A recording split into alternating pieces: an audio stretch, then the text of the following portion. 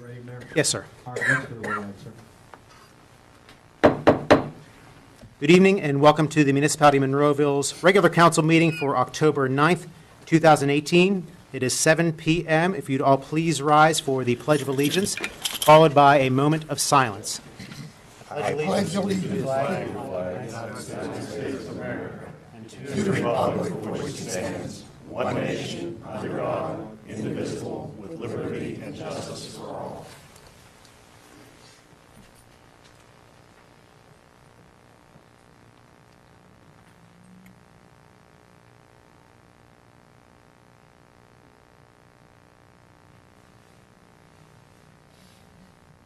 You may be seated.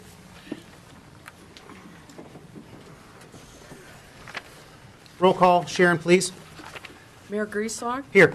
Mrs. Gatos, Mr. Poach, Here. Mr. Harvey, Here. Mr. Johns, Here. Mr. Arsenko, Here. Mr. Duncan, Here. Mr. Wilson, Hi. Mr. Little, Mr. Ratcher, Here. Ms. Rock, Here. Mr. Hugus, Here. Mr. Sedlak, Here. Mr. Weldon. Here.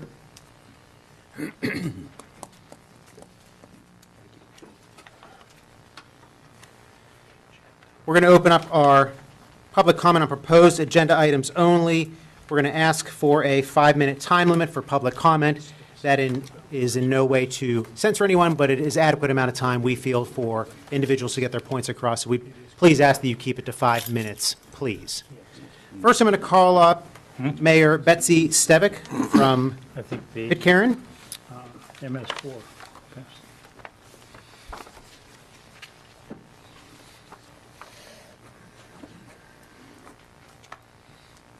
Welcome, Mayor. If you could just state your name for the record, and if you could sign in for us, that'd be great. Good evening, Mayor Greshak, council members. I'm Betsy Stevick, the mayor of Pitcairn, for your record. I do want to thank you for permitting me to talk. I know this is not your policy, but I felt this was kind of an urgent matter. I'm here to ask you to consider denying the permit, the resolution for the permit that's in front of you later on, to sell alcohol from the Sunoco station on Broadway, which is situated on our mutual border, near a playground, near 2 daycares, in our business section. Here's one of my deep concerns: the risk of the increase of underage drinking. Because of our proximity, the Pitcairn Police Department is most often the first on a call to the scene at the Sunoco. When I finished, I'll give each of you a copy of our incidents in recent years to the Sunoco station. A sample of the incidents would include public drunkenness. It varies. Domestics, threat, drugs, and so on. You'll see. With such a license, one can buy a single can of beer, go back later, buy more. This, I feel, would increase the volume of calls. And when a call comes in at 3 a.m., it can tie up an officer, yours and mine, into overtime, depending on its severity. In turn, this affects our budget. And like Monroeville's, our budget is tight and it's stretched. Speedway is 6/10 of a mile down the road. Sheetz is 7/10 of a mile down the road. By the way, I heard you can buy a 24-ounce can of Miller Lite for $1.09 plus tax. Having such a license, they can just they have such a license, so they can go down 6/10 or 7/10 of a mile to get their alcohol. The Monroeville Police Department and the Pitcairn Police Department have a great working relationship, and we are very grateful for that. But I feel personally this license is not necessary. Hopefully you can agree with me, or at least table it first. Thank you very much. You're welcome, Mayor.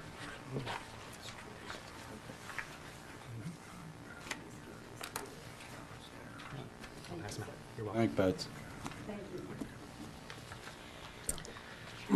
My name is Greg Zoller. I represent the applicant, and with all due respect to the mayor, I just would like to put on the record that we had a public hearing last week, and the public hearing is to allow residents of the township in order to comment either for or against the liquor license. The hearing record was closed. Under the liquor code, we can't accept any more evidence into the record, nor can council consider the evidence that's been brought for council tonight by the mayor. So I just wanted to make that objection and make sure that's noted on the record. It is, yep, understood. That, Thank you. absolutely, the public hearing has been closed, but that was part of our public comment period for this evening. Thank you. But thank you for clarifying. We're going to leave the floor open. I have some names I'm going to go through here. As a reminder, we are just going to be speaking about agenda items only this evening during this public comment period. Pat Fulkerson.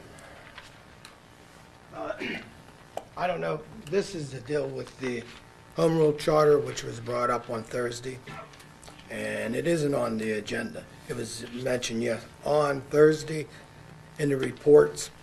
Yeah, it's not part of the agenda this No. evening, so When if you could can, hold your comments on that, unless you have an agenda item to speak. no, when can I speak on that? At the end of the meeting? Yeah, Yeah, thank you very much. you're welcome. Thank you. Thanks, Pat. Robert Gordon.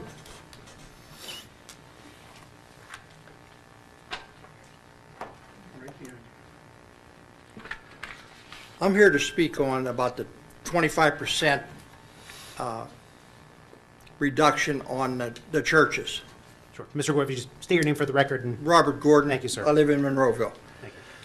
proceed. By my records, by my checking, there's approximately 48 churches in Monroeville, plus or minus. There's in excess of 13,000 houses. Okay? So the small portion gets the break. The major people, the taxpayers, we have to foot the bill. Now, there should be another way to do this, would be to set up a committee and say, okay, appeal it, and then open your books up and come up here and let that committee make a decision, rather than giving a blanket 25%. Because I believe if somebody takes this to court, you're going to lose. Okay? My intention is to set up a GoFundMe page to see how much money I can get to take you to court. So please reconsider this 25% and take this thing off the agenda. Thank you. Robert Serafini. Please state your name for the record, please. Good evening. My name is Robert Serafini. I'm a Monroeville resident. I'm backing up Mr. Gordon. When Mr. Harvey said that at the last part of the meeting about giving the churches a 25% discount, I didn't think that was right. First of all, to bring it up at the end of the meeting when nobody could say anything. Second of all, when no one has said anything about that prior to that at this meeting. I've been coming to almost every meeting for the last 5 years, and there was never any mention at any of the meetings I was at. This is, it's like everything happens behind that door with you guys lately, and nothing comes out here. I didn't like it when you did that deal with Mr. Fulkerson. As a tax collector who's been here, you switched it and took this new thing about the sewage off of him. I mean, you guys have been doing a lot behind that door, nothing out here that's showing me what you can do.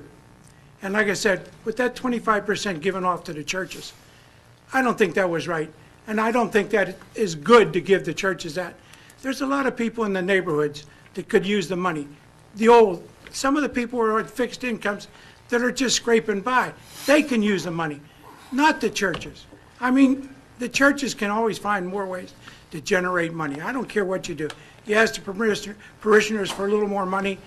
You can do things, have an extra affair once during the year, anything. But I back Mr. Gordon up. I just don't think it's right the way you handled this, Mr. Harvey. And like I said, this was totally out of line, and I don't think you should do it. That's it. Well, respectfully, Mr. Serafini, the discount is actually in print in the ordinance that we advertised for a month, and it was on the agenda, and it clearly outlined it. Actually, what Mr. Harvey was doing was highlighting that, but it was in print. I don't read the advertised. damn computer every day. Well, it's I on mean, the print agenda that you receive when you come to the meeting. It was in front of us on Thursday on the about print. the 20%. Absolutely. I didn't see that 25% on there. Yep, it's in the ordinance printed, so that was certainly done publicly. We Well, advertised it that's for a my month. error if I didn't, I missed it. But when Mr. Harvey said that at the end of the meeting. And he was just highlighting it, that Well, wasn't. if he lied, this should be brought up at the beginning of the meeting when people can absolutely stand up and just do what I'm doing now. Absolutely my disgust for the way it was handled. Mr. Little. Bob, I do have to make a comment about what you said.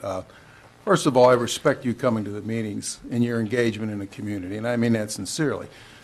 But when you say this body is making the decisions behind closed door on things that should be deliberated in public, I have to take exception to that is not the case. Now, you have every right to come up here and voice your opinion, you and Bob, about the 25%, and that's your democratic right to do that. But I can assure you, nothing of that nature was done behind closed doors. The only thing we talk about behind closed doors is what we're permitted to under the Sunshine Law. I just have to make that comment. Okay. Because that's the way rumors get started, and that's the way the trust and integrity of an elected body gets eroded. Well, the fact that when you had Pat Fulkerson, with this new sewage thing and that, who would collect the taxes? In my opinion, he got a bad deal. Because That's the fact your that. right. That's your right to voice that. Fine. But like I said, he got a bad deal, in my opinion, because of the fact he put his proposal in first, then it was discussed with the other group, and then they put their proposal in, weeks later? Not true. Well, give me the straight on that. Straight on out is that we asked Mr. Fulkerson to do it because we didn't know who else to get. Mr. Fulkerson walked into one of our meetings, about the MS4 meetings, and told us we should find somebody else. So we started researching, and we found out that the COG would do it. So after we found out that the COG would do it, we asked Mr. Little to see if he could get a price off them. In the meantime, now this is over a period of months. In the meantime, Mr. Fulkerson came back and said he was interested in doing it again. So now, we had two people interested in doing it, so we went out and asked Mr. Little to kind of make up a set of specs and ask them for quotes. And that's what happened. Is that correct? No, that is That's not not the way I correct. hear it. That- Okay. Excuse me, use me a can name. answer. I didn't come here to talk about that, because I don't want to talk about it. It's a dead issue. But don't lie. I'm tired of people lying about situation, and I'm telling you the truth. And this is what happened. Mr. Fulkerson, Yes. we're getting outside of our I know public that. I didn't comment bring up meeting. I didn't bring up my name. He did. He's telling, Yeah, I he's didn't bring he's up- responding to the yeah. resident who brought up, And it's not the truth. Yes, it is. No, it isn't. I know the truth, and you know the truth, and you did it behind closed doors. There was other Fulkerson, more please. council people heard you come in and say it, Pat. No. Yeah, there is. Who? Everybody here. No. Everybody. Who? Everybody here? Which one? Mr. Fulkerson, See, Please. Again, I know. I'm sorry, but he brought it up. I brought it up, Pat. And like he I said, brought it up he's saying- been my friend for 40 years, and I rely on what he says. and we are falling outside of the agenda Yeah, this I'm- evening. Well, I'm Again, telling you it's done. why I'm saying what I say about the church understand. tax. I mean, the. That you can that's what the speak church- of, absolutely, but I just want to be clear that, yes, that discount But was what I'm in saying print. is, a lot of stuff that's going on That is- on there, and stuff that you guys talk about when nobody's around, that's fine. You got to have your individual meetings. But let us know what the hell you're doing before you do it. We did by advertising it for a month and having it in print for everyone to read. I didn't see that, and I apologize for that. Apology accepted. But somebody in the should have said future, something though- at the beginning of the meeting so that I could have said something myself. Well, we I had to don't, wait we don't read three- through, we don't read through every individual ordinance whenever on the Thursday Citizens Night meeting. We don't read it publicly. I mean, they're lengthy documents, but they're for everyone to view for a month. They are for residents to view when they come to the meeting. They are online. They're in multiple sources. And it was there. Mr. Harvey pointed out the discount. He didn't have to point out the discount because it's part of the body of the ordinance, but he was pointing that out in addition to. We all understand your stance on your dissatisfaction with that, along with Mr. Gordon's, Very much. and I think that's where we're at. Very much. So we appreciate your comment. Thank you.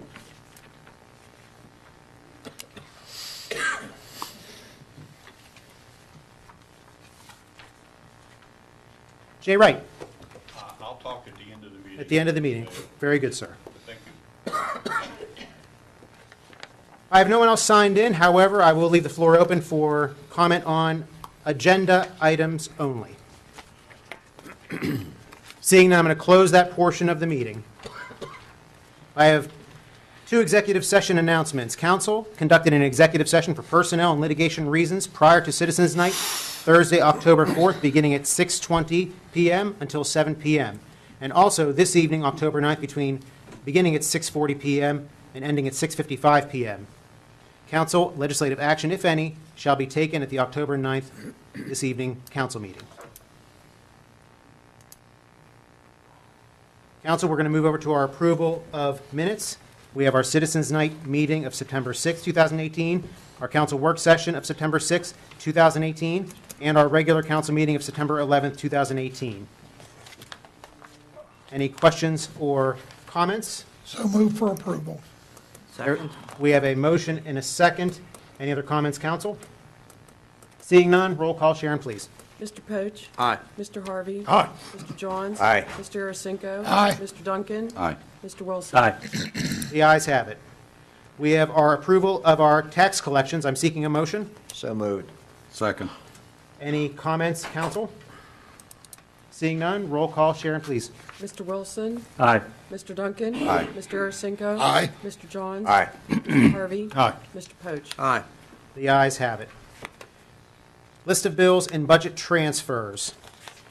I would like to seek a motion. So moved. Is there a second? Second.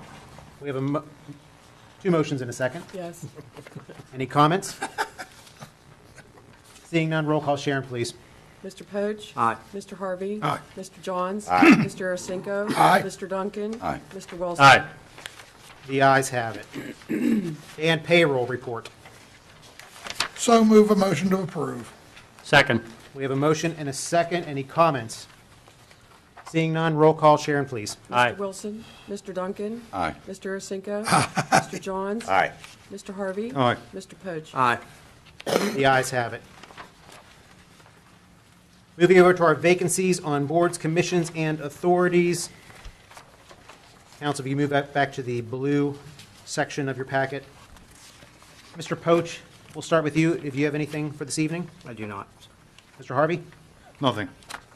Mr. Johns? Nothing, sir. Mr. Arasinko? Nothing, but I'm still looking for somebody from our Fifth Ward for the Recreation and Parks Advisory Board. Please, if you're interested, please send a letter to Mr. Little if you would. Thank you, Mayor. You're welcome. Mr. Duncan? I have nothing. Mr. Wilson? No, sir. Moving over to our consent agenda, and just to clarify, as we spoke of earlier, all these items were discussed at length at our Thursday Citizens Night meeting of October 4th, and all of these items have been in print and posted and advertised for several weeks for review by the residents. Mr. Little, the new business, please. Okay, first one is Beamsley Land Management. Applicant is requesting conditional use approval pursuant to Section 401.8 of the Monroeville zoning ordinance 1443 as amended to permit a cut and fill operation totaling 104,108 cubic yards of earth. The property is located at 1,000 Infinity Drive in the R4 multifamily residential and C2 business commercial districts. Planning Commission recommends approval. Motion to, to, go ahead. motion to approve. Second. There is a motion and a second. Any comments, council, or questions? Seeing none, roll call. Sharon, please. Mr. Poach? Aye. Mr. Harvey? Aye. Mr. Johns? Aye. Mr. Arasinko? Aye. Mr. Duncan? Aye. Mr. Wilson? Aye. The ayes have it. Mr. Little. Okay, number two is also Beamsley Land Management. Applicant is requesting preliminary and final subdivision approval, tax parcels 1243A155, 1243A156, 1243A157, 1243A158. Applicant proposes to subdivide the existing 4 lots into 6 new lots that will be used for residential townhomes and a future medical facility. The property is located at 1,000 Infinity Drive in the R4 multifamily and C2 business commercial zoning districts. Planning Commission recommends approval. So moved. Is there a second? Second. We have a motion and a second. Any comments, council? Seeing none, roll call. Sharon, please. Mr. Wilson? Aye. Mr. Duncan? Aye. Mr. Arasinko? Aye. Mr. Johns? Aye. Mr. Harvey? Aye. Mr. Poach? Aye. The ayes have it. Mr. Little. Okay, again, Beamsley Land Management applicant is requesting site plan approval to construct residential townhomes on property zone R4 multifamily and a building pad for future medical use on property Zone C2 Business Commercial and associated site amenities. The property is located at 1000 Infinity Drive in the R4 multifamily and C2 Business Commercial Zoning District. Planning Commission recommends approval. So moved to approve. Second. There's a motion and a second. Any comments, council? Roll call, Sharon, please. Mr. Poach? Aye. Mr. Harvey? Aye. Mr. Johns? Aye. Mr. Ursinko? Aye. Mr. Duncan? Aye. Mr. Wilson? Aye. The ayes have it. Good luck Okay. with your project. Mr. Little, item number 4. Number 4, Sandy Hill Development LLC. Applicant is requesting to rezone 24.96 acres of property currently zoned S Conservancy to R2, one family residential. The property is located at 3892 Logan's Ferry Road and is identified as parcel 741-R-149. Planning Commission had tied on this vote 2-2 on the application. Motion to approve. Second. There is a motion and a second to approve. Any comments, council? Seeing none, roll call, Sharon, please. Mr. Wilson? Aye. Mr. Duncan? Aye. Mr. Ursinko? Aye. Mr. Johns? Aye. Mr. Harvey? Aye. Mr. Poach? Aye. The ayes have it. Mr. Little, we're moving over to our motions. Okay, we have 2 motions. The first is a motion to open a pollution control and flood reduction special revenue fund.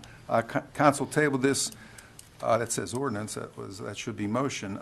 Council tabled this motion at the September 11th, 2018 regular meeting. Motion to remove it from the tabling. We have a motion to remove it. Is there a second to remove it from Second. the table? So we have a motion, a second. This is to remove it from the table to be voted on. Roll call, Sharon, please. Mr. Poach? Aye. Mr. Harvey? Aye. Mr. Johns? Aye. Mr. Ursinko? Aye. Mr. Duncan? Aye. Mr. Wilson? Aye. The ayes have it. Now it is on the floor, open for a motion to either approve or deny. Motion to approve. We have a motion to approve. Is there a second? Second. We have a motion and a second. Any questions or comments, council? Seeing none, roll call, Sharon, please. Mr. Wilson? Aye. Mr. Duncan? Aye. Mr. Ursinko? Aye. Mr. Johns? Aye. Mr. Harvey? Aye. Mr. Poach? Aye. The ayes have it. Mr. Little, our second motion. Okay, the second motion is a motion to award $500 to a Gateway Art Department student for the Best Judged Monroeville Stormwater Management Department logo. I'm seeking a motion. Motion to approve. Second. We have a motion and a second. Any questions or comments, council? I just wanted to briefly say where this came from, that since the MS4 department is gearing up and getting ready to start up, I thought it would be nice for, to involve the Gateway High School Art Department and see if they could have a little contest to design the new logo for the MS4 division of the municipality, and they were delighted to do the idea. As a matter of fact, I have a meeting with them on the 17th to explain to the students what this is all about, where it came from, and so on. And as I announced on Thursday, the judges are the Mr. Arasenko, Mr. Poach, the mayor, and 2 school board members. And so that'll be taking place as long as this is approved. Very good. And also, Mr. Harvey, just a quick comment on too. This also reaches towards the public outreach portion of their Yeah, of that program, public education. That long To go with it as 27-page well. permit that we have, it helps meet the demands of having the public involved in this and the education of it. So in educating the young people so they understand what they're designing, and there's a little bit of education involved. I have some handouts ready for them. So yes, it meets that requirement. That's good. Very good. Any other comments, council? There is a motion and a second to approve this item. Roll call, Sharon, please. Mr. Poach? Aye. Mr. Harvey? Aye. Mr. Johns? Aye. Mr. Ursinko? Aye. Mr. Duncan? Aye. Mr. Wilson? Aye. The ayes have it. Moving over, council, to our resolutions. Mr. Little. Okay, the first resolution is a resolution approving the transfer of restaurant liquor license number R-10922 into the municipality of Monroeville from Laxmi Narana Corporation located at 479 Broadway Boulevard. I'm seeking a motion. Motion to deny. Second. There is a motion and a second to deny. Any comments, counsel? I have a question of the solicitor. Mr. Harvey? Mr. Ratcher, is it not true that after we hear and have the public hearings, as the gentleman so pointed out, that we had those hearings for the public and then closed them, but isn't it kind of the responsibility, or aren't council people allowed to investigate this situation themselves? Yes, the only issue here is what ends up in the record that's transmitted to the court if there's an appeal. As it is, the record was closed at the last meeting, so none of the comments here tonight would be part of that record, but the comments are still appropriate. It's still a public meeting. Public officials can comment on it. If the chair decides to take comment from anybody in the audience, that's up to the chair. So it's just a case where these comments would not be part of any record that was reviewed by an appellate court. No, I'm just making my decision on my own investigation. Any other comments, counsel? Mr. Ratcher, is it okay if I read these, or should we vote first? If you have something If to... you have a comment, I believe that as long as the mayor's okay with it, you can make Yeah, that Mr. comment. Mayor, Yeah. thank you. Absolutely, Mr. Wilson. I received a couple letters from Mike Tobias, who's the president of the Pitcairn Council. And my name is Mike Tobias, and I am council president of the Borough of Pitcairn. In last evening's council meeting, there was a large number of citizens' comments regarding the possibility of alcohol being served at the Sunoco station located on Broadway. The citizens are concerned that if the sale of alcohol is approved at that gas station, it will cause issues in the borough of Pitcairn. The gas station is located next to a playground, a park, and the citizens are concerned that individuals purchasing alcohol at the Sunoco will consume the alcohol in these areas. Our Chief of Police, Scott Farley, reports that his officers are frequently called to the Sunoco, and we believe that if alcohol will be served there, it will only get worse. I understand that this area of our borough is a high area of crime, but I believe that if alcohol sales are approved at this Sunoco, it will be like throwing gasoline on a fire. It is my understanding that this issue will be voted on at this evening's Municipality of Monroeville Council meeting. I would ask that if voted upon tonight, that you please keep in mind the effect it will have on the borough of Pitcairn and its citizens. Let's see, he left his phone number and he signed it, Mike Tobias. I also have a letter from one of the concerned citizens. Has Monroeville Council considered the ramifications of another place selling beer and wine? Foremost, the proposed place is very close to our playgrounds and ball fields. I can well imagine the 21-year-olds buy softballs or baseballs, 21-year-olds buy softballs or baseballs buying it for them. Problem is, when there is trouble in Pitcairn, our police will probably be the first called. I cannot see where Pitcairn tax dollars should go to support Monroeville officers on a steady basis. Does Monroeville's zoning allow for that to happen? I find it convenient for the owner to be in an emergency in Johnstown so that his lawyer would be the presenter of, there is a name part of that. The lawyer, Mr. Zoller, likened it to be no different than Sheets or Speedway because you know the locations. Young people in Pittsburgh can now walk across the street. I am not sure if I understand when council said public hearing closed. I guess that means no more talking about it. I realize it would become revenue for Monroeville, but a nuisance for Pitcairn residents who already have.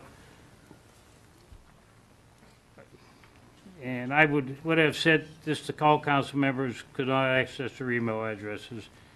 Please give some insight into this matter. Thank you. Thank you, Mayor. Thank you.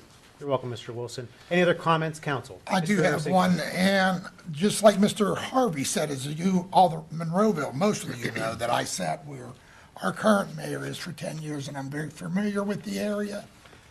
And for the record, as I second the motion to deny, that will be my vote.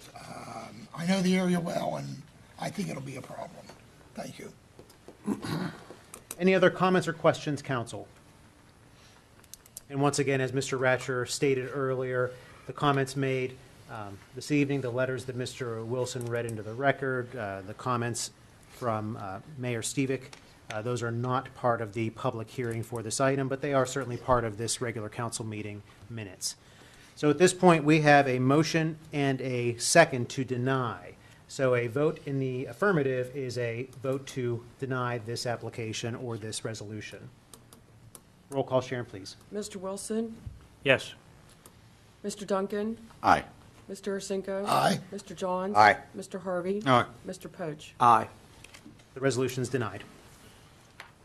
Mr. Little, next Okay, resolution. second resolution is a resolution authorizing the distribution of the 2018 General Municipal Pension System aid pursuant to the Municipal Pension Plan Act 205, 1984. And as I pointed out to council on Thursday evening, the number of the 800 and some $1,000 that we received from the state, it'll be distributed in the manner set forth in the resolution.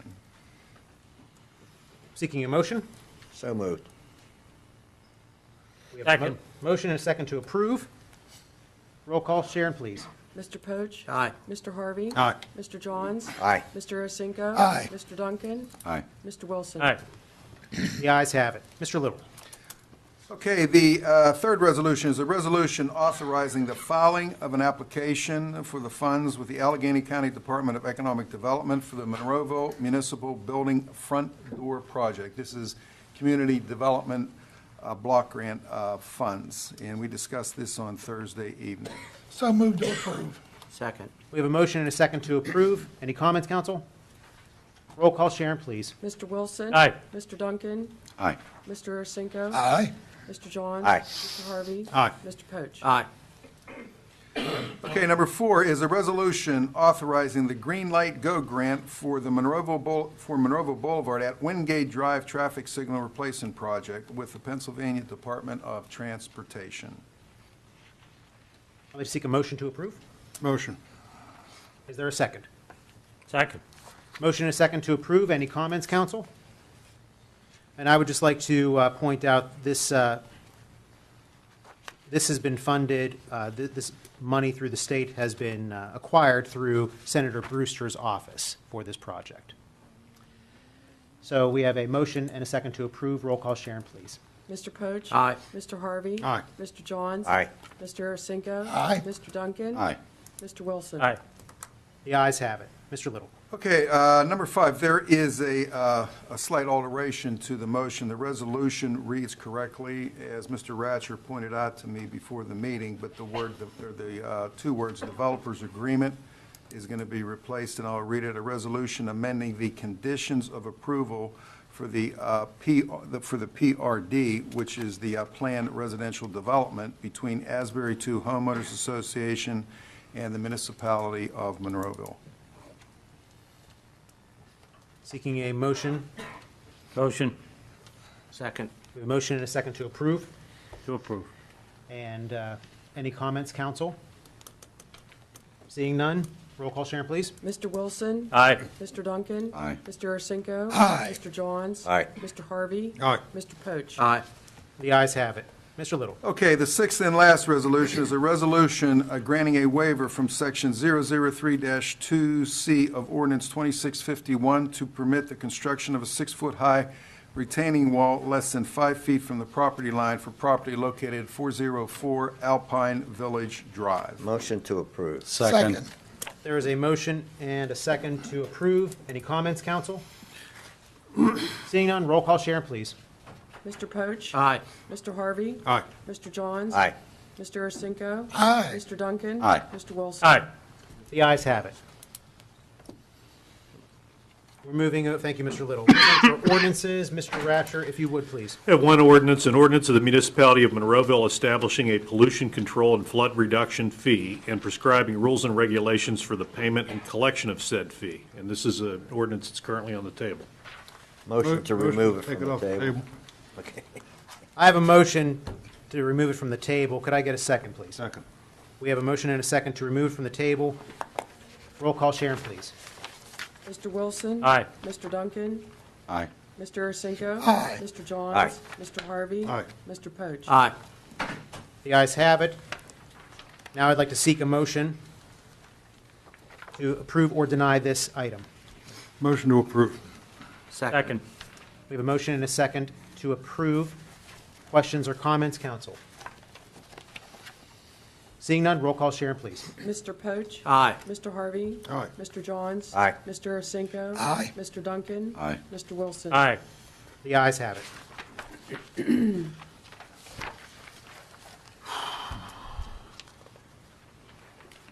We're going to move over to our reports of staff. Mr. Rasher, do you have anything this evening? No report, Mayor. Mr. Little? Yes, as I mentioned Thursday night in the last council meeting in September is the 2019 budget as under a home rule charter will be presented to council. I'll try to be as brief as possible. It's a voluminous document, but I'll see if I can get it done in 10 minutes here. The public hearings for the 2019 budget will be on Thursday, November 1st at 7 p.m. and during the work session next month at November 8, 2018 at 6:30. Give a little bit of head start before the agenda-setting meeting starts. Copies are available at the public library and also here in my office, and also it's going to be on the website. The budget this year is a 6.2% increase from last year. Now, that seems like a large increase, and the major reason is because of transfers, $1 million transfer into the Pollution Control and Flood Protection Fund, which council just approved about 2 minutes ago. We are going to have seed money that will be going into that of $1 million from the general fund, and it will be paid back. So that in itself has increased the percentage of increase in the 2019 budget. As far as revenues are concerned, when anybody looks at it on the website or council looks at it in their document that they have, I have a list of the top revenue generators in the community, the real estate, earned income tax, and business and mercantile. The business mercantile has done very well. Mr. Fulkerson's office for the last 3 years has collected delinquent business and mercantile tax, but it's a conservative number there. It's $7,350,000. We do not know how well we will continue to do. The delinquents that we collect, obviously, theoretically, should go into the normal collections each year. So that should start to stay steady, and you can see a little bit of a trend there. Where the estimate this year is collecting about 7.17. And the average we're having is about $7,615,000. And in 2017, we collected $7,825,000. So there's a little bit of a leveling off, but we still continue to have great success in collecting delinquents in that area because it's just fair to everybody that everybody pays their fair share of taxes. The main reasons for the increase, as I mentioned, one of them was a transfer to the Pollution Control and Flood Reduction Special Revenue Fund of $1 million. Also, health benefit increases. Everybody in America today knows the health benefit increases. However, our health benefit increase in absolute dollar is virtually the same as last year. We only increased 2.3% or 2.2% in our health benefit, where last year it was 8%. The reason for the absolute dollar being the same is that we just have more employees. In the last 2 years, we haven't filled positions that were budgeted for. Salary, benefits, union contract, as I just fulfilling police officers' positions. We've hired 6 police officers in the last 10 months. Okay, and that increased the budget. Pension obligations have gone up about $580,000. That would be for next year's budget, not what we just approved with the distribution in the resolution this evening. Okay, but there are significant ongoing expenditures, as I have mentioned the last 2-3 years, and that's capital improvement with respect to an aging infrastructure. And one of those items is going to start to be taken care of, and that's the stormwater management in the municipality, because we'll have a steady stream of income. The operating budget is going to be $35,599,718, and the estimated revenues and expenditures are there for your review, and anybody can go on the website and visit them. a little bit, a couple paragraphs that I want to read here about nationally, where municipalities are doing nationally. Slightly more finance officers across the country are optimistic about the fiscal capacity of their cities than they were last year, according to 2018 City Fiscal Condition Survey by the National League of Cities.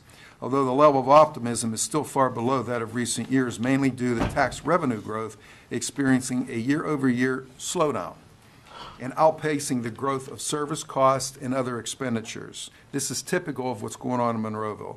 Taken together, the survey results suggest that the cities are approaching the limits of their fiscal expansion. Finance officers from the smallest cities like Monroeville are least likely to report that their cities are better able to meet fiscal needs of their communities this year over last year, which is 63%. Nationally, the general fund expenditures are outpacing revenues, a trend anticipated to continue into 2019. Although revenues are not declining, they grew across the country only at 1.25% in fiscal 2017, the last records, and are also expected to stagnate in fiscal 2018, this year at the end. Expenditures are growing, however, 2.16% in fiscal 2017, with a growth for fiscal 2018 budget at 1.9%. All major tax sources nationally grew slower in fiscal 2017 than in fiscal 2016, and all are expected to grow less than 1% in fiscal 2018. In fiscal 2017, the property tax revenues grew 2.6% compared to 4.3% in fiscal 2016. Sales tax grew 1.8 compared to 3.7, and income revenues grew 1.3 compared to 2.4. So generally speaking, expenditures are outpacing revenues across the country. As I've reported in the past year, a significant monetary event for 2018, and hopefully, but I'm dubious going into 2019, is an increase in the fund balance of the general fund. And as I have mentioned before, there's three reasons why our general fund is good. The collection efforts of the tax office with respect to auditing current and delinquent business tax. A delay in the hiring of budgeted position, mostly police, as I mentioned before. In the last 2 years, we've budgeted these positions, but we haven't hired as many. Well, that is not the case going into 2019. And also keeping expenditures under control and within the budget. Although the fund balance of the general fund has increased, unexpected expenditures can reduce this asset in a relatively short time frame. An example, we are currently right now, finally, because of the rain, it's taken a while to get our roads paved.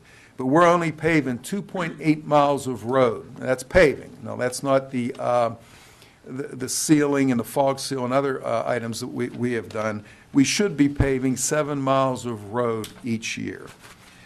Okay, in previous years, I have recommended to council, they have not done it, but I have recommended a 1 mil tax increase just for capital improvement, earmarked under ordinance just for capital improvement items. That would bring in $2.3 million.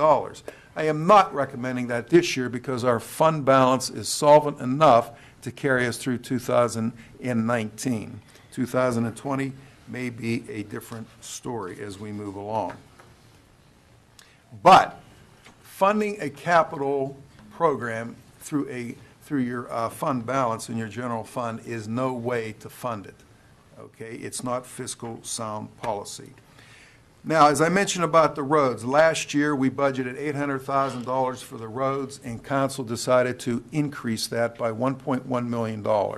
And that's your tax dollars going to work right now throughout this summer, and they are milling and they'll start to pave the courts up at the park.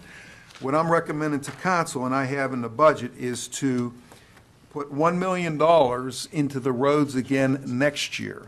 And what that will mean is we normally put $1 million into the capital, but not all of that goes towards the roads. Well, I am suggesting that all of that go towards the roads, and the rest of the capital items that I will talk about a little bit further will be taken out of our reserve fund, because our roads, we cannot let them deteriorate.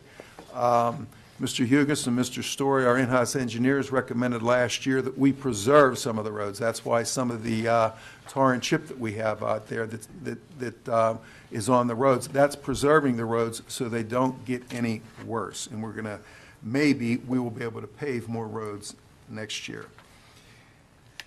The above strategy is, if you read in the book, the strategy to retire existing debt that we have. We're on a pay-as-you-go with respect to capital items and not incurring new debt. This strategy has proven effective for the municipality's bond rating, as evidenced by Moody's Investor Service 2017, where the upgrade of the municipality's bond rating was AA3 with a positive outlook.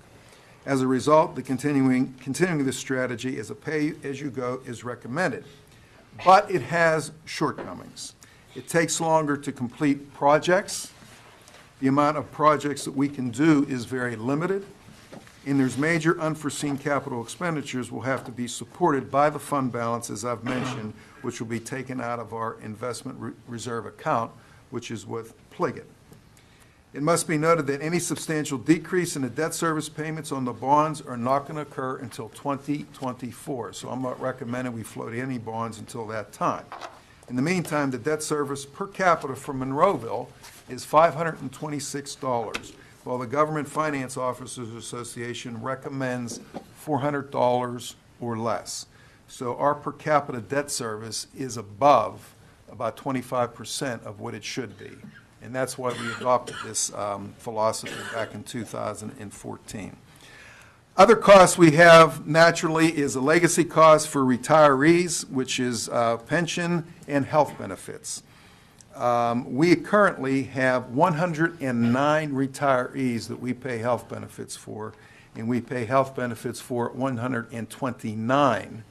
So it's not that much more active employees that we pay for than the retirees. So that's why our legacy cost with respect to health benefits is large. The revenue, council can see the changes between 2018, 2019.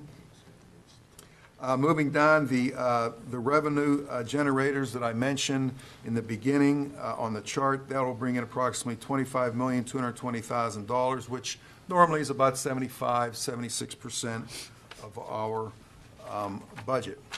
Real estate tax is going to stay the same unless council decides otherwise. And it must be noted that our assessed valuation is, as of September of this year, is $2,315,311, which is a drop of about $10 million. And the reassessments occur. The big one we had in 2018 is with the Monroeville Mall. And we had to pay back to Monroeville Mall $314,000 for their reassessment. So the reassessments get lower and lower, and that's evidence in the $10 million decrease that the Allegheny County Real Estate Office gives to us. Earned income tax is doing quite well. I budgeted an additional $100,000. The trend is that it has been increasing steadily. And also, as I've mentioned, mercantile and business privilege tax, that has been increasing. And I put in $225,000 increase in consultation with Pat Fulkerson and Liz Summer in the tax office. As I mentioned about delinquent privilege, mercantile tax, I've increased that $229,000. That's done extremely well, thanks to the tax office. And the grant, our fund balance will be at approximately $10.9 million. And as I mentioned before, it has grown over the years. And as I mentioned too, it's because of the business. I gave 3 reasons why that has grown and monitored over the last 2-3 years. We will continue to have money in our investment reserve, which is with Pliget.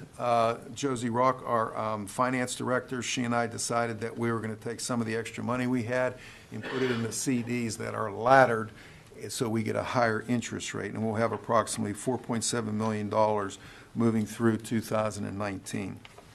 The expenditures are outlined. The comparison between 2018 and 2019 are outlined in the book. You can look at those at your leisure. Moving on to some of the expenditures, as I mentioned, the health benefit premiums are only increasing 2.3%, where they increased 8% last year. And I mentioned about the absolute dollar. As far as capital expenses, I have budgeted in there, as I mentioned, I am recommending $1 million, and if council wants to increase that like they did last year, we can talk about that during the budget sessions, which begin on November the 1st. I'm recommending the $575,029 approximately for the capital items that you see listed there be taken out of the capital reserve Pliget fund, as I mentioned. Some of the items that we do pay with respect to vehicle leases that is in the capital are the 2 fire trucks that we purchased in 2014. We still have $667,000 of obligations still on that, and we have 4 police vehicles with a balance of only $10,000. The leases we have taken out 4 and 5 years ago, respectively, are now going to be expired. And the public works vehicle is approximately $85,000. One of the items that when I sat down with Josie and I sat down with Doug Cole, our chief of police, and reviewed their budget, they have 8 vehicles with more than 100,000 miles. And it is not good to have police vehicles with more than approaching that. You get behind the 8 ball where you're fixing vehicles too much, and you're spending too much money on fixing vehicles. So I recommended, as Doug wanted to do, our chief, is to purchase the 8 vehicles. 5 of those will be new, and 3 of those will be used vehicles for the detectives. One item, paragraph in here, I do have to read. These capital expenditures do not take into account the possible significant capital expenditures of the rehabilitation of Ramsey, it should be Old Ramsey Road, Abers Creek Road, Red Oak Court, possibly the municipal building roof, which we're having evaluated not as we speak, but currently. These expenditures, if significant, will have to be borne by the Pliget Reserve Fund, because we don't know where they're going. Right now, we're in the process of getting the slide on Abers Creek Road, getting that repaired. One item that I have to go in a little bit of detail is the Pollution Control and Flood Reduction Fund, which Council just approved this evening. This new fund will receive exclusive monies from the Pollution Control and Flood Reduction Fee that is proposed to begin in 2019. The approximate revenues received from this fund will be $3.2 million. The fee will be paid by all property owners in the municipality, depending on their size, their impervious surface area, or that area in which rainfall does not penetrate. The fee will be based upon the equivalent residential unit, ERU, and an average ERU for the residential property is 2,385 square feet. One ERU will be billed $10 a month or $120 per year. Larger impervious surface property owners will pay a fee pursuant to how many ERUs their property represents. The funds will pay for the expenditures of upgrading the storm sewer system, pipes, retention ponds, and inlets in order to comply with the 1972 Clean Streams Law. An initial $1 million transfer will be made to the general fund of the Pollution Control and Flood Reduction Fund as a startup monies for personnel, equipment, and projects, and et cetera. Once the fees are collected in the new fund, a transfer of $1 million will be returned to the general fund. The budget is for a newly created fund that is a special revenue fund section. It's in the section 2019 budget and special revenue. This is not part of the general fund. It's in the back of the book under special funds. The Government Finance Officers Association considers a fund of this nature a special revenue fund similar to our liquid fuels fund. I didn't mention anything in here about the discount with the houses of worship, because as of this writing, that was not in the ordinance or was not discussed. So this writing here was done, well over a month ago. As normal, we have our OPEB fund, which is other post-employment benefits. Just to let the council know, we should be putting into that fund $2.6 million. We're putting in there about $1 million a year and then transferring it back out, because we just can't afford, and most municipalities do not even have an OPEB fund. We're one of the very few in Allegheny County that do. So there's a bright side to that. But our liability in the OPEB fund, and this is for other post-employment benefits, the health benefits for the retirees that I was just mentioning, our liability is higher than most of the communities in the Commonwealth of Pennsylvania they are on their regular pensions, because most of the communities we have in the Commonwealth are a lot smaller than we are. So we have a $30 million unfunded actuarial accrued liability just with our OPEB fund. And also, I mentioned before, our pension obligations, which is called the minimum municipal obligation payment, will go up. And I mentioned that at the beginning at $2.4 million. And there is a general fund balance analysis of where our fund balance theoretically will be at the end of 2019. And just as a final note, I believe in the last 2 years, we have budgeted as a usage of the fund balance, but we have not used it. And the reason is because of those 3 reasons I mentioned before: the tax office collecting delinquents, our revenues going up, not filling budgeted positions. We have not had to use, even though we've budgeted for it, because we budget the revenues very conservatively. However, moving into 2019, we have filled the positions, and we have filled them over even at the end of 2017. So we're moving forward with expenses that we haven't incurred.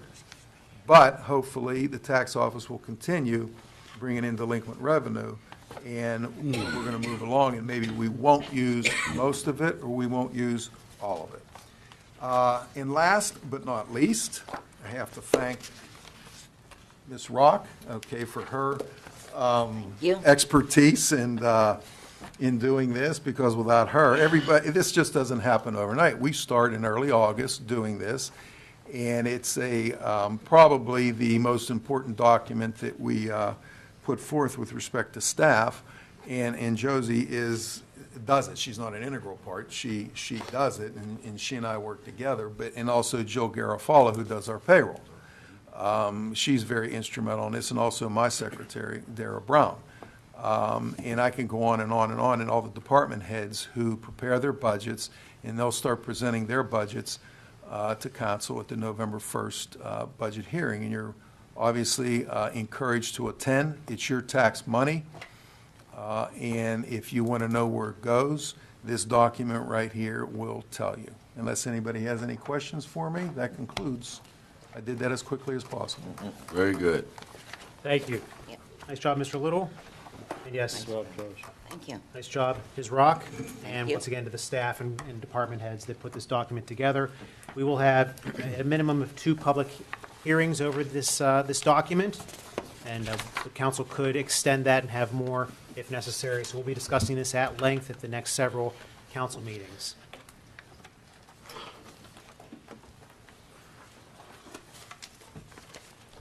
I'm going to stick with staff for a moment. Mr. Hugus, No comments, Mayor. any comment? No. Very good. Ms. Rock? Nothing. Nothing this evening. Very good. So I will now open up the floor for public Mayor. comments on. If I may, can I make a comment in regards, prior to the public speaking, and I think it may pertain to Pat's question? It's actually on the Home Rule Charter revision referendum question, and that would be question number 1. On the referendum, if the residents would vote yes, the tax office would go away, and we would appoint a treasurer, or the manager would appoint a treasurer. Is that correct? No, it's an option. Well, The elected body has an option to do that. But the office wouldn't go away. the right for people to vote for a tax collector would go away if this would pass. Am I correct? No. What would happen is it would be up to that elected body to have, When you say that elected body, do you mean council? it could be 10 years from now, it could be, if this passes, it could be.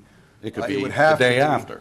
No, Mr. Fulkerson, who is the elected tax Would finish collector, his term. he would have to finish his term, exactly. Okay, just for the public's information, though, okay, Mr. Fulkerson finishes his term, then us as a council and you as a manager would appoint a treasurer. As an option. You could still keep the elected tax collector. Nobody's saying. Council wouldn't have to do that. Then why would we even go this route? I mean, Because that way, if a council in the future decided to change that. That's what so a lot you're of, actually taking the ability of the people to vote for a tax collector away, essentially. I mean, we could, if the public votes for this. If they vote yes, They're actually voting to take the position of tax collector away. It's In a sense, In it's a- possible. I have a question. Mr. Duncan, I just like, Mr. and- I just and want to this clarify is- for the you- public. Steve, you're correct. I mean, it is a philosophical question, and it's good that you bring it up, because it is a philosophical question with respect to what the public, would want. I mean, and it's an option. If it does pass, the public can lobby the council not to do it, even if it does pass. And then if it does pass. When you let's say lobby, that wouldn't go to another election, they'd be Well, no, here they in the could, audience? they could come up here and if you had deliberations on it in a work session, whether to do it or not after Pat, if his term is up and he decides not to run again, and then you talk about it at a work session to do it, you obviously, the residents can come up here and say, no, even though that referendum passed, we don't want you to do this. Okay, that's fine. I just wanted the public to be aware that regardless if Pat runs again or whoever, essentially, we're taking away their right to vote for a tax collector. In so many words. In so many, Steve, you are correct. Okay. Okay, that's the point I wanted to try and get across, and I'm sure Pat may have something to say about it. My question is, why would it benefit the municipality to do that? Well, that's what the committee, the Home Rule I Charter understand, Committee presented to us. But how would the based- municipality benefit from doing that? I believe this is what a lot of communities do, that they do not have elected tax collectors. Well, that's not what I'm asking. I'm asking, how does the municipality benefit from it? Tom, again, it's a philosophical question. And as the mayor has said, other home rule charter communities. Communities have done this. That doesn't mean we have to do it, though, right? No, Okay. you're correct. And my big thing is, if it's not broke, why fix it? I mean, we have a beautiful tax office here. The people walk in, they're greeted, they have great staff. Well, that wouldn't change. I mean, I just don't understand it. well, just because there would, if a future council would elect or decide to not have an elected tax collector. We'll possibly let the next future council bring this to home rule charter reservation. Yeah, we're not going to do it. Referendum. But if they were to decide to appoint somebody, they could appoint somebody even in-house that's current staff. So Which I would guess not my be any point, additional costs involved with that either. I guess my point to the public is, if you vote yes, There's a possibility. hopefully you understand this a little more. If you vote no, it stays the same. Okay. Mr. Mayor, may I? I'm not done yet, Rick. Oh, I'm sorry, you didn't say nothing. Mr. Wilson, you I'm can still finish waiting your- for the answer. How would the municipality Okay, all right. benefit? And again, there's no right or wrong, Tom. I'm not saying it's right or wrong. In that, other communities have done it where you have appointed somebody that is a CPA, that has an MBA, Right. that is well-versed in financial I matters. understand that. Now, that is not taking anything, Mr. Fulkerson No, is a CPA. no. Now, there are not many elected tax collectors like Pat who are CPAs. Right. Now, a lot of times through, well, even in my experience, that you get a poor tax collector in the position. Right. Well, we don't have that. Elected, and we don't, and that's true, we don't have that. You get a poor tax collector, that is one of the impetuses of something like this starting in a home rule community, Okay. so. But it still doesn't answer my question. Well, the benefit, if you're asking for the benefit, I mean, the benefit would be to ensure that we always have a well-qualified tax collector. Once again, we currently do. Okay, I Being very understand that. clear part. In my 40 years of being a resident in Monroeville, I don't recall us ever having a bad one. So, There's some communities. Maybe we that have do. it, but. Yeah, okay, I understand that part. But would the municipality benefit financially by doing that? Financially, Yes. You made it part of somebody's job. I couldn't, I could not give you that answer. Let's right say, for now. example, that you would do away with the tax collector and go to, let's say, Josie. She would be responsible for that program. Correct. Okay.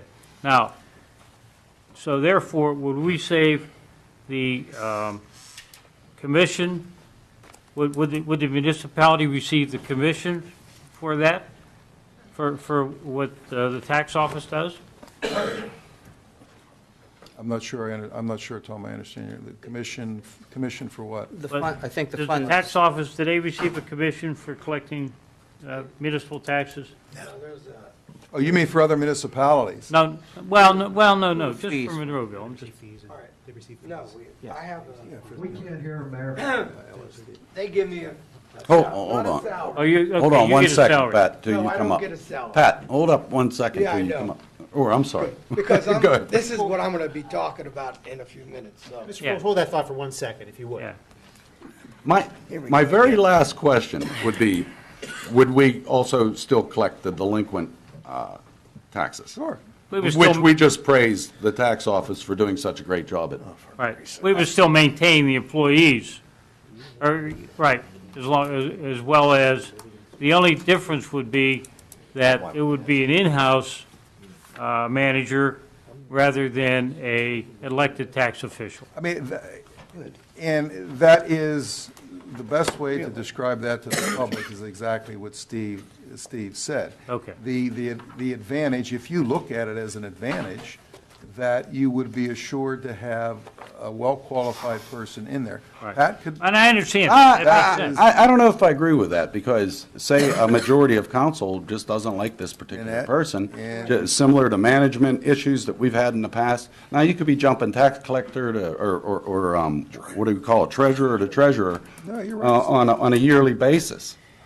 And I think we're putting politics in instead of allowing the residents to have the choice. Okay, I am through. I agree. Mr. Arsenko, you had a comment. Okay, I'm done. Thank you. Thank you, Mr. Mayor. What I'd like to say about this is that I would just ask my Fifth Ward residents to vote no. Just for the simple fact is, I think Steve brought a good point up. Mr. Fulkerson, let's take him out of it. The tax collector is a position that he only answers to the residents. There should be no politics involved, and everybody knows, as much as we try to keep it out of here, it's alive and well. That's just the way it is. That's just our world that we chose to volunteer, and you voted us in for. So I would highly recommend my ward, I can only speak to my residents, you all can speak for your own, vote no. Please vote no. I think it's a great position. He answers only to the residents. And just look at how good it is going. Again, I think it's been set up here enough. It's working like a fine-tuned motor. The old saying is, if it's not broke, please don't fix the damn thing. And if the residents don't like it, they can correct it at the next election. That's exactly right. And I agree with the mayor, keep the politics out of it. The former mayor. Yeah, well, Oh, that's excuse what me. he meant. The old mayor. Nick, The old mayor, the old mayor. There we I'll go. take it. Get Sorry. politics out of your Oh, comments. I apologize. No problem, no problem. What, for I what, didn't mean to calling put you me in the the old same mayor? seat. Wait a minute, for calling me the old mayor, the apology, or Yeah. to him? No, I apologize to the new Oh, mayor. forget about me, right? Well, the old mayor, yeah. Just kidding. That's All it, right, I'm folks, well, done. yep, we kind of got off track on we are not even into our council comments yet, but, these items, we got to get as much information out to the public as possible. Sometimes these things do come down to the 11th hour, but council did review this several months ago and we approved it, and this was recommended by the committee. But please contact your representative, your council person, or me, Mr. Little. If you have any questions about these referendum questions, they will be on our website. They'll be in print at the library and at the senior center. There are multiple sources, and certainly if you have any questions, please ask them. So we're going to actually go back to our public comment. This is on any municipal item. I will ask for a 5-minute time limit while you're up here, but I will leave the floor open for anyone that would like to address council. Mr. Fulkerson, would you still like to? Just for a moment. Okay, because you are signed in, and then Yeah. Mr. Wright will get to you. I want to clear the air. First of all, before I go into what I want to really talk about tonight, I think Ron and I have a disagreement. And I told you a month ago that elections was done. Carl got it. It's done. I want to be positive about it. I just don't want anybody to use my name, that I have to come up and say something. And I think it's better, government is better run with staying with the issues and not getting personal about anything. And if this could be that you won't bring my name up about this collections anymore, I won't bring it up either, because I don't want it. Right. We understand that. I don't want. Yes. I don't want I don't want to fight. Yeah, and you said that clearly in the past. And I so want is- to, and I would like have Ron and I shake hands and get done, because it's not right to come up here and talk about an issue that's already been approved. Absolutely. And if we could, just for a moment, And pick on Mr. Serafini, because he's the one that brought it up. It doesn't matter. I It don't wasn't any boss, it wasn't you.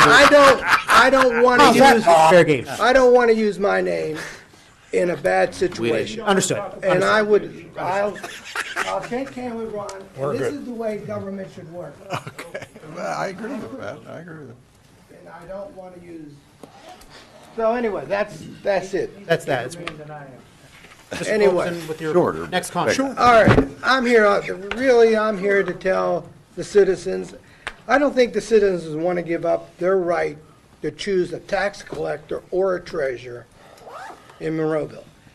I think, I feel that if you go that way, you have another problem. The other problem is with the school district. If you go here and you decide that you want the treasurer, and it's elected or appointed, the school district has the right to do anything they want. And now your cost of collecting the real estate is going to go on you, and not shared by the school district. That's one of the things you have to the citizens have to consider, because this is no longer in your hands. This is with the voters. Pat, I'm asking. No, go right ahead, please, Ron. Why wouldn't the school district have to share the cost if we went to a treasurer system?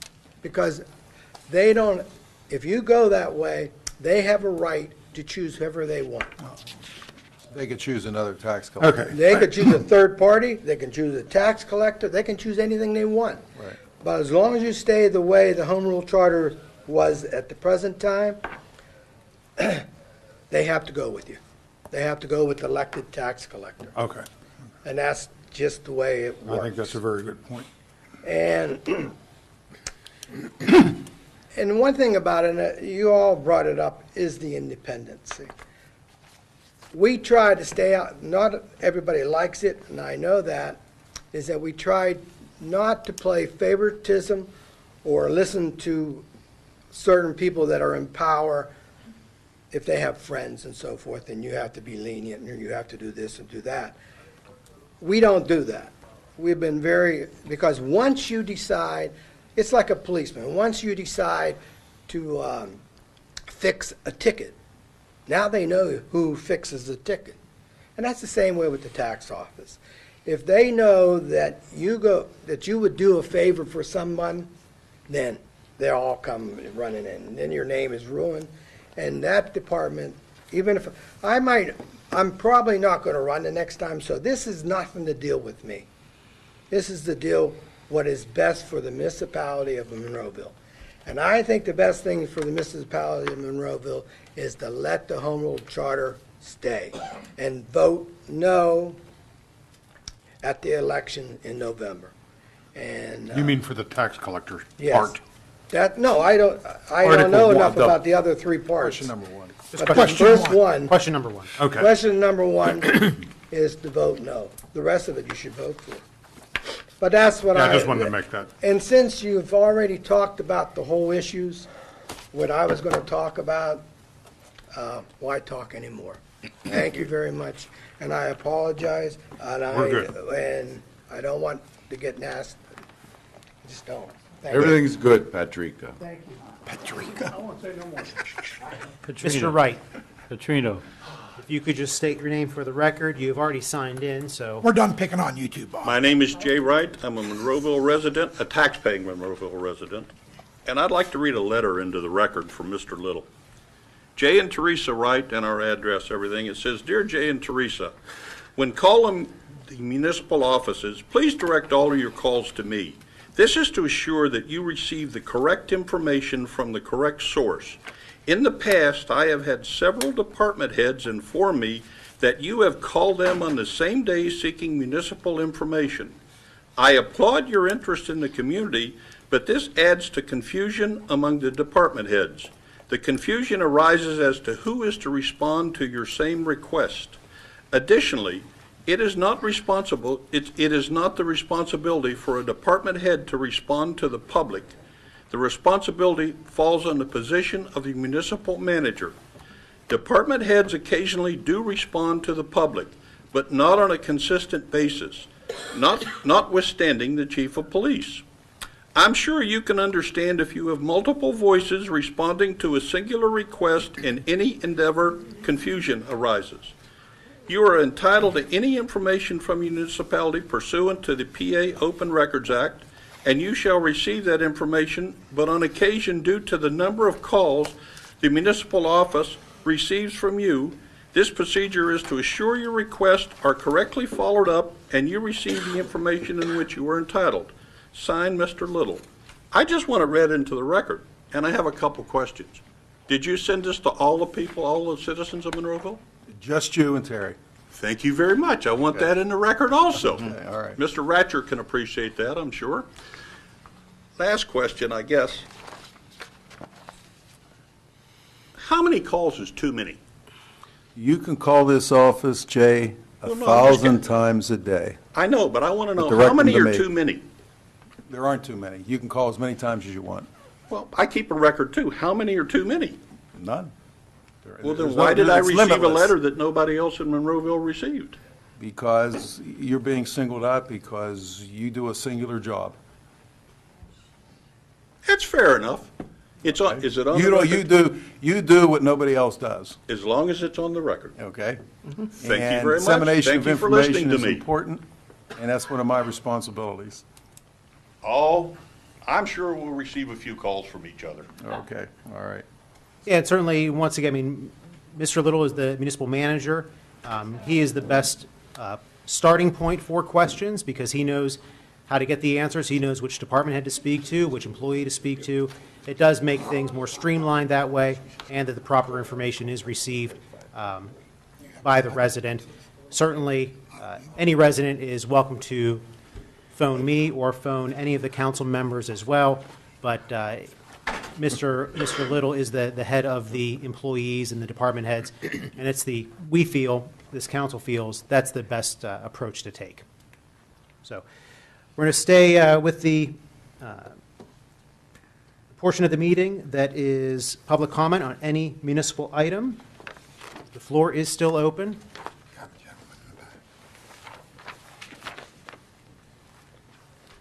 And sir, whenever you make your way up here, if you could just please sign in at either side there and then state your name for the record and that you are a Monroeville resident.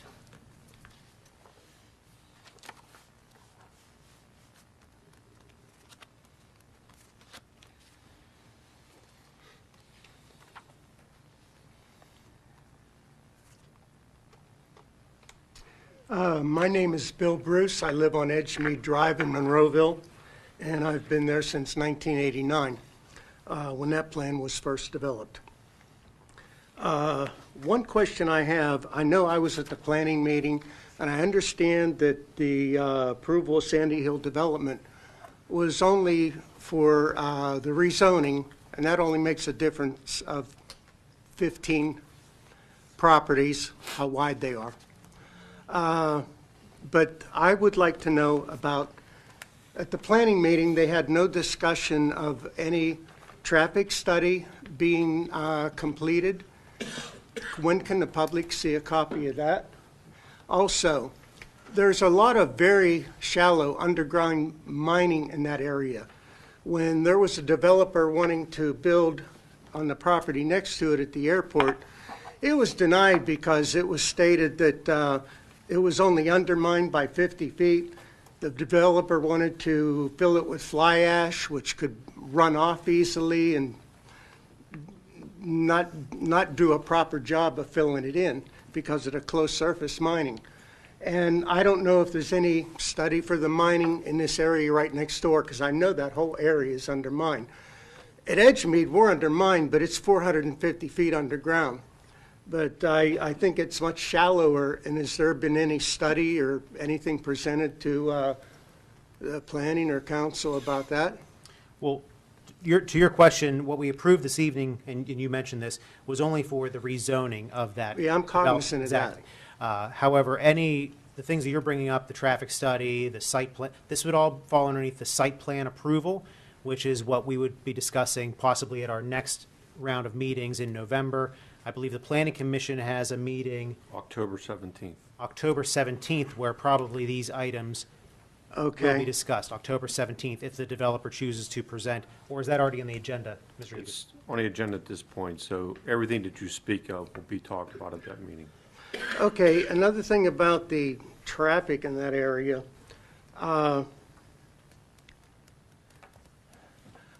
I don't understand why they have to add 2 new intersections to Logan Ferry Road rather than just use the one intersection they have now. Is there any reason for that? That'll be discussed at the meeting, sir. Okay. And the flooding in that area is horrible. I don't know if you're aware of it. I'm sure Ron Harvey is. Logan Ferry Road floods all the time, and I think the runoff could cause a lot more problems there. I don't know what's been studied about that. You also have, besides the mining areas there, wetlands in that conservancy, and how will they be dealt with?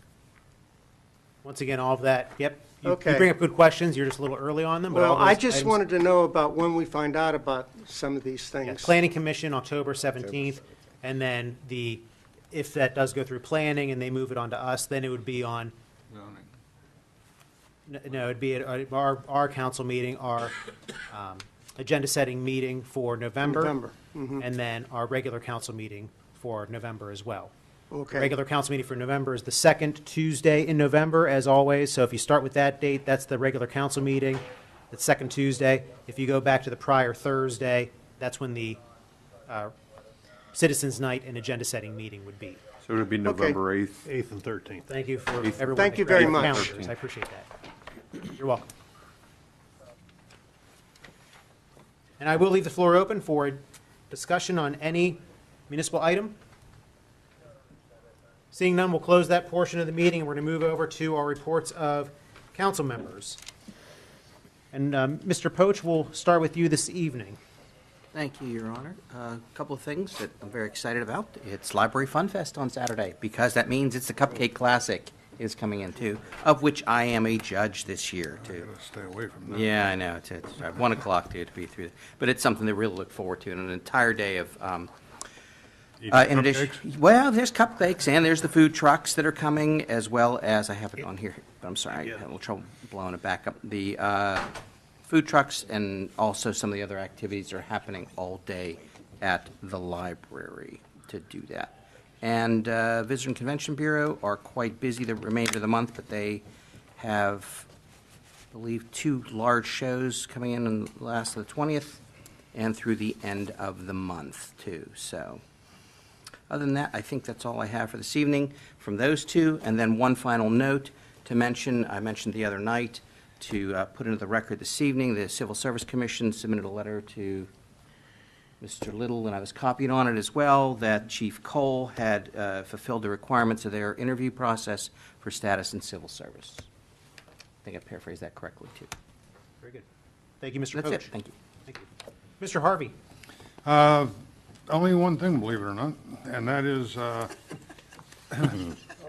I guess we have to. Good point. Prepare to advertise for the Monroeville Pollution Control and Flood Reduction Board of Appeals. Because the ordinance is passed, and I would request that the manager get that in motion. This would consist of 3 residents from the municipality who have at least 10 years' experience in the fields of building construction, plumbing, and/or civil engineering. And the Board of Appeals is in the ordinance. I'm not going to recite the whole section, but we need to prepare to appoint that board. Very good. Is that all for this evening, Mr. Harvey? That is all. Yes, and once again, to his point, I mean, the ordinance is on our website, and the final copy, once it's signed and everything's finalized, will be on our website. Mr. Johns? Yeah, real easy. Once again, I would just like to remind everybody that has this great habit of parking on the street in front of their house instead of the driveway. Buses can't get by. Guess what? Snow plows are coming pretty soon. If you've ever gotten into a truck pushing snow, nothing worse than trying to go around a car. Do me a favor, put them in your driveway. And happy Halloween. I'm Thank done. you very much. Actually, to clarify what Mr. John said, Mr. Hugus, if you would, there is overnight parking restrictions on streets. Yeah, you can post a 2 a.m. to 6 a.m. no parking administratively. There is currently an ordinance that Yes, has that, no parking 2 a.m. to 6 6 a.m. a.m. on streets. Right, but you'd have to post it on the specific street. Got it, okay, Thank you. very good. Mr. Johns, anything else this evening? No, sir. Very good. Mr. Arasinko? Two quick ones, just to our residents in regards to the budget. Please come out and voice your opinion. I'm certainly going to have some comments and seeking support from the members of council on some of the issues that I will propose. And as I said last Thursday, that I would do some report on the items that are in Harrisburg at the county level, and because of the election, they're not moving on too much of anything, so I'll try to catch up to you all, because there are some items that are certainly going to, you'll want to know about it, and I'll certainly report it to you, like on the radar and some other issues, but right now, everything's in the quiet mode, because most of them are running for re-election, so I apologize for misspeaking last Thursday, but I promise I'll get up to you. Thank you for your time, sir. Thank you. Mr. Duncan? All I have is I ask also that the Sixth Ward residents to vote no on the question number 1 on the referendum on November 6th. That's all I have. Mr. Wilson, please. Yes. I'd like to say that 2 weeks ago today, I had a corneal transplant. And I would just like to thank the family for their donation so I can eventually see better. So thank you very much. The other thing I have is I recommend that the 7th Ward votes no on the first referendum. And we want to keep our tax collector in place as we have it today. There's no reason to change. Thank you, Mayor. Thank you, Mr. Wilson. Mr. Little, you had one more thing about the wireless antennas. Yeah, I mentioned to council at the work session last Thursday about putting together a letter which I gave a template to council to send to Senator Brewster and Representative Marcosi. Does council still want me to move ahead with that? Yep. Yes. Council? Yes. Okay. Yes. All right, Yes. we'll do that. All right. Thank you very much. And I'll finish up. Trick-or-treating is going to be on Halloween night, Wednesday, October 31st, from 6 p.m. to 8 p.m., as we typically do. There we have a little image there, so please pay attention that evening. Turn your porch lights on. If you're going to be handing out candy, watch out for all the kids that are enjoying it. It's always a nice evening, and looking forward to people to participate on Halloween night. We have our Monroeville Active Transportation Plan meeting. Joe, do you have a flyer for that? Come out and share your ideas on plans to improve walking, biking, and hiking in Monroeville. This is the Monroeville Active Transportation Plan, 7 p.m., Thursday, October 18th, right here in Council Chambers. This Active Transportation Plan, we have had the Monroeville Active Transportation Committee has been meeting for several months. This was called for through our joint comprehensive plan with Wilkins and Churchill. And what we were just trying to do is find ways to make Monroeville more pedestrian-friendly, possibly more bike-friendly and hiking-friendly, trying to improve the activity levels of our community. Not only is this benefit our current residents and visitors, but it helps plan for our next generation of homeowners and businesses here in the community. there are people that would like to walk and bike in Monroeville. There's people that if given better opportunities, they would do so. And there certainly are people that have no other option but to do so, to walk and bike. And I think it's our responsibility to try to make it as safe as possible for this community. What the committee does not, and I don't advocate for, are sidewalks everywhere, bike lanes everywhere. But we're going to try to find ways or areas that are maybe troublesome, maybe areas that could use attention, areas where it makes sense to improve transportation, active transportation in our community, and it's a very positive thing, once again, for our community and for the future of our community. So please come out to share your ideas. The Active Transportation Committee does have, a rough draft plan in place. It certainly is written in pencil, but we are still gathering information, and the hope is to have more of a solid document for council by the end of the year and to be voted on by the end of the year or even early in 2019. So once again, please come out next Thursday. I'm sorry, 2 Thursdays, the 18th. Is it 2 Thursdays? Yeah. Yes, not this Thursday. 10 days, yeah. Next Thursday, 10 days. Thank you very much to come out to the meeting.